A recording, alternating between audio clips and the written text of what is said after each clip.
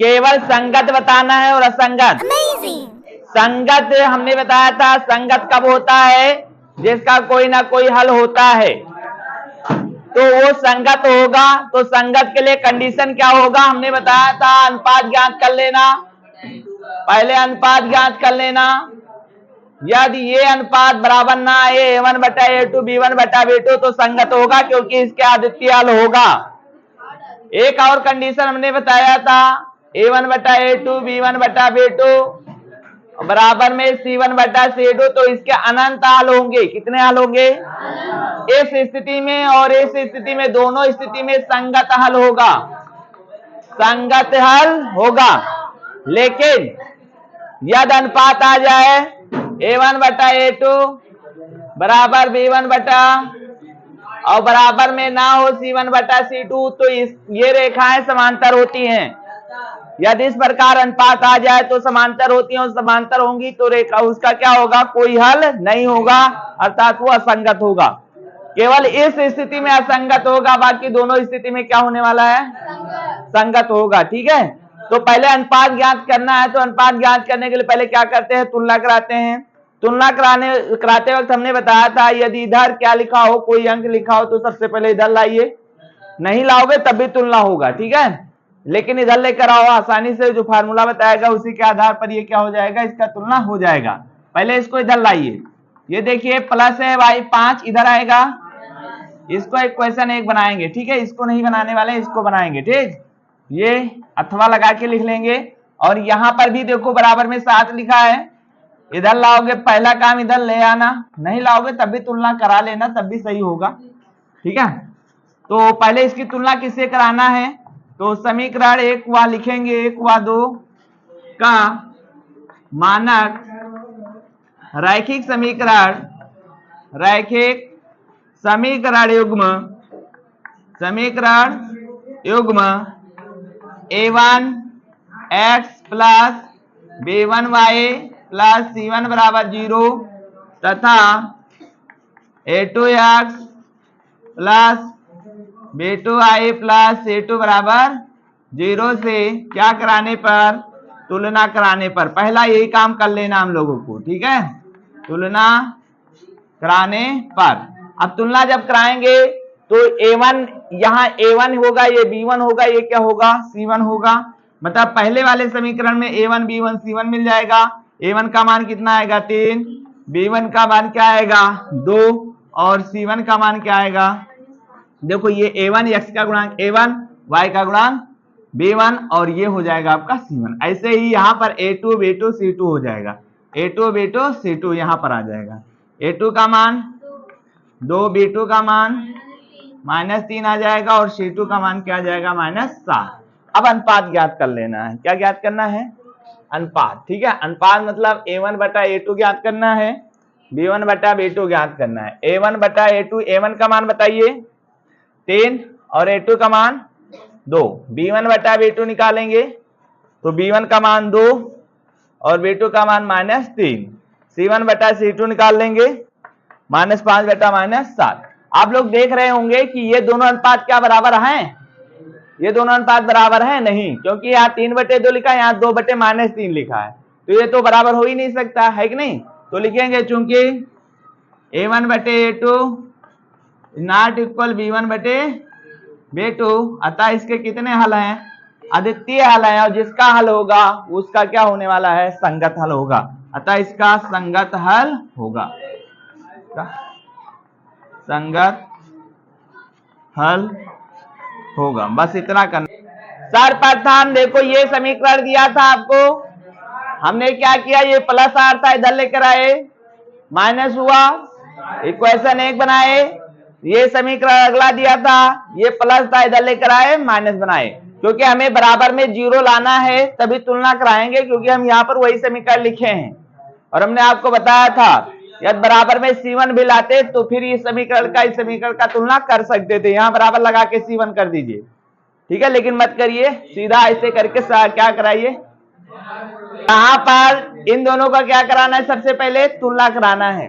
कौन समीकरण 1 और 2 का, तुलना कराने के लिए पहले लिखना पड़ेगा समीकरण 1 व 2 का मानक रैखिक समीकरण योग में a1 x plus b1 y plus c1 बराबर 0 तथा a2 x plus b2 y plus c2 बराबर 0 से क्या कराने पर, तुलना कराने पर a1 का मान क्या आएगा बताइए आप लोग, 2।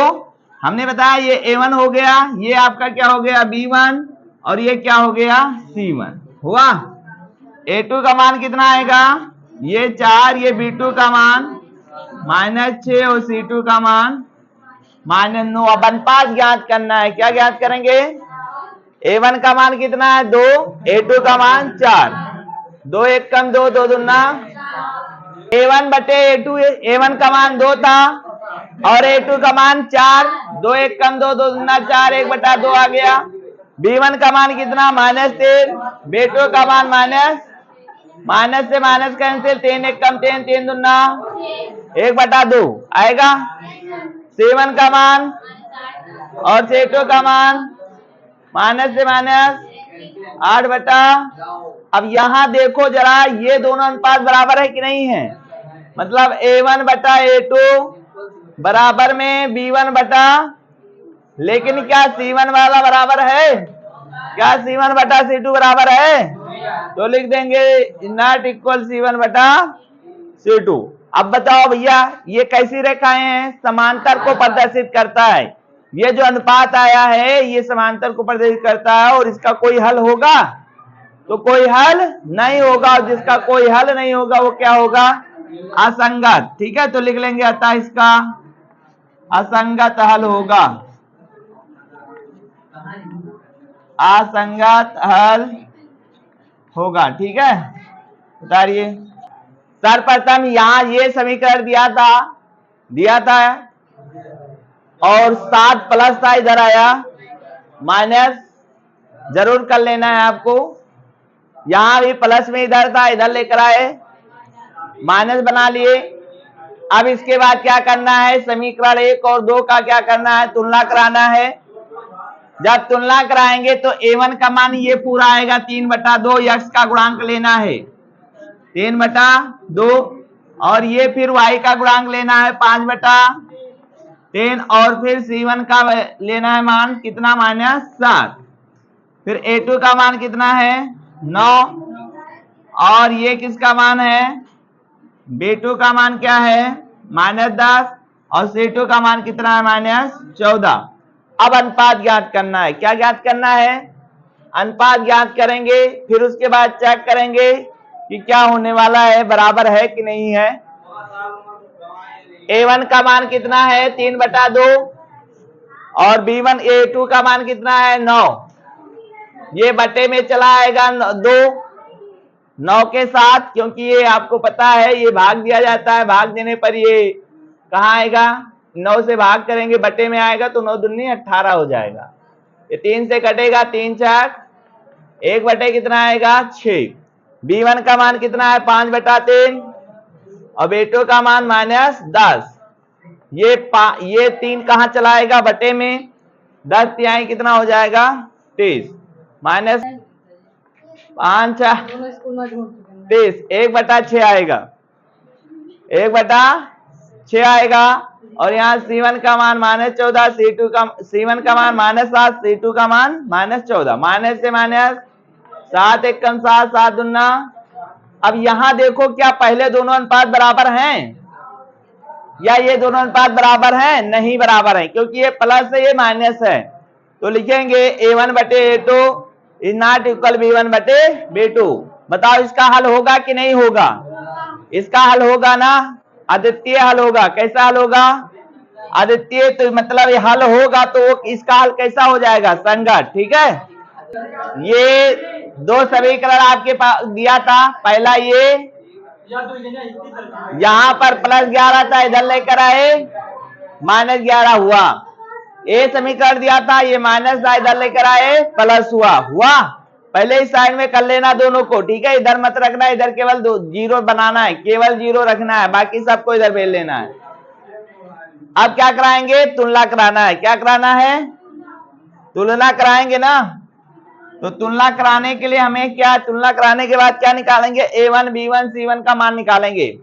A1 का मान कहां से मिलेगा, समीकरण 1 से। तो ये वाला A1 हो जाएगा 5 और ये क्या आ जाएगा -3 B1 और ये -11 क्या है, C1 का मान है कि नहीं है। A2 का मान कितना लिखा है, -10 और B2 का मान प्लस का कितना 6 और C2 का मान प्लस का 22। ठीक है, ये है कि नहीं है। अब इनका क्या ज्ञात करना है, अनुपात। क्या ज्ञात करना है, अनुपात ज्ञात करेंगे हम लोग और उसके बाद बताएंगे संगत होगा कि संगत। 6 3 1 कम 3 3 दूना 6 -1/2।